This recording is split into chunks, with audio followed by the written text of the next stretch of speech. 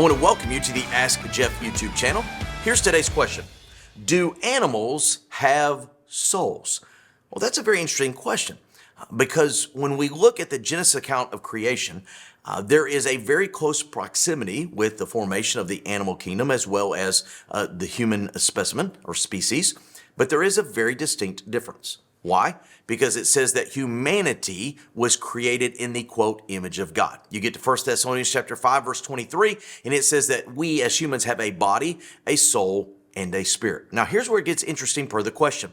In the book of Ecclesiastes, okay, it talks about vanity of vanity, all things is a vanity, and there's almost this been there, done that, got the t-shirt mentality that everything we aspire to, everything that we desire to attain will one day perish with us, and that is true. But there is this passage in chapter 3 where it talks about when life comes to an end. And here's the statement that's made. It says, the spirit of man goes upward, the spirit of an animal goes downward. So what does that mean? Well, we know that animals are consistent of flesh. That's obvious. If you've ever owned a domestic animal, if you've ever seen a wild animal, we know there's flesh there. That's real.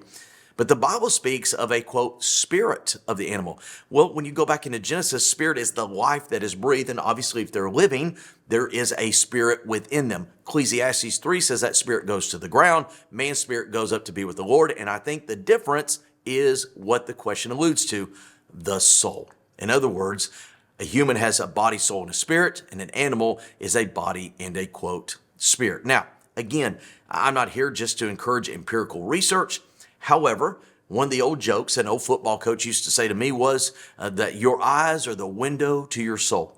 How many times as parents, or if you're a child, your parents have said to you, look me in the eyes. In other words, they can tell if you're lying, telling the truth, whatever it may be. Let me encourage, look in the eyes of your dog, your cat, look in the eyes of a cow, whatever it may be. And one of the things you'll discover that when you look into the eye of an animal, it is very different than looking in the eyes of a human being.